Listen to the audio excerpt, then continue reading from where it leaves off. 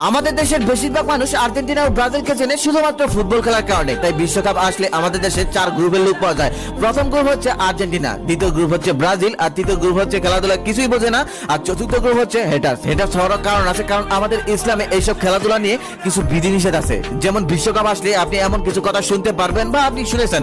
কথাগুলো হচ্ছে ব্রাজিল এমন একটি দেশ যে দেশে আযান নিষিদ্ধ, আর্জেন্টিনা এমন একটি দেশ যে দেশে প্রকাশ্যে আল্লাহর নাম নেওয়া যায় না। কিন্তু এটা সত্যতা কতটুকু আপনি কি জানেন, নাকি না জেনে এইসব পোস্ট প্রতিনিয়তই শেয়ার করে যাচ্ছেন? চলুন আজকে সত্যিটা জেনে আসি। আর্জেন্টিনার দ্বিতীয় প্রধান ধর্ম হচ্ছে ইসলাম। কি অবাক হচ্ছেন? অবাক হওয়ার কিছু নেই, এটাই সত্যি। মেসি ম্যারাডোনার দেশ খ্রিস্ট ধর্মীয় হলেও তবে তাদের দ্বিতীয় প্রধান ধর্ম হচ্ছে ইসলাম। যদিও ওই দেশের জনসংখ্যা অনুযায়ী মুসলিম মাত্র 2%। লাতিন আমেরিকার দেশগুলোর মধ্যে সবচেয়ে বেশি মুসলিম বাস করে আর্জেন্টিনাতে। আর্জেন্টিনা এত সুন্দর সুন্দর মসজিদ আছে যেগুলো দেখলে আপনার চোখ জুড়িয়ে যাবে। দক্ষিণ আমেরিকার দেশ ব্রাজিল, সেই দেশে মুসলমানের সংখ্যা খুব কম হলেও তবে প্রতিনিয়তই সে দেশে মুসলিমের সংখ্যা বাড়ছে মসজিদের সংখ্যাও। হিসাব বলছে ব্রাজিলের বর্তমান জনসংখ্যা হলো 20 কোটি, তার মধ্যে মুসলমানের সংখ্যা হলো 17 লাখ। পার্সেন্ট অনুযায়ী 5 থেকে 6%। গত কয়েক বছর যাবত ব্রাজিলেও মুসলমানের সংখ্যা প্রচুর বাড়তেছে, তার সাথে বাড়তেছে মসজিদও। ব্রাজিলের প্রত্যেকটি শহরে মসজিদ রয়েছে। যদিও 2000 সালে ব্রাজিলের মসজিদের সংখ্যা ছিল 30 থেকে 32টি, গত কয়েক বছরে মসজিদের সংখ্যা বেড়েছে 100টিরও বেশি, সাথে মাদ্রাসা ও অসংখ্য ধর্মীয় শিক্ষা প্রতিষ্ঠান। এক প্রতিবেদনে উঠে এসেছে ব্রাজিলের সাও পাওতে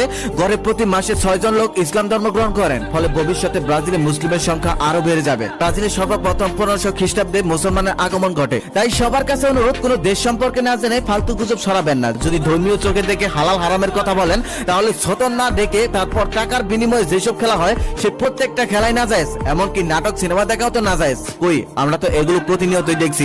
এগুলো নিয়ে তো কোনো কথা হয় না, শুধু বিশ্বকাপ খেলা আসলেই এত কথা হয় কেন? আমি মনে করি এই সামান্য খেলাতে ধর্মীয় বিষয়টা না টানাই ভালো, কারণ ধর্ম বিষয়টা অনেক বড় ব্যাপার। অনেকেই বলে মেসি নেইমারকে যদি ভালোবাসা যায় তাহলে আল্লাহ ও রাসূলকে কেন ভালোবাসা যায় না? আমি বলবো তারা বোকা, তারা মূর্খ ছাড়া কিছুই না। কারণ রাসূল ও আল্লাহর সাথে মেসি নেইমারের কোনো তুলনাই হয় না। কোনো তুলনা করাটা বোকামি। আমাদের দেশে আর্জেন্টিনা ও ব্রাজিলের সমর্থন যারা আছে তারা আসলে বেশিরভাগ মজা করে থাকে।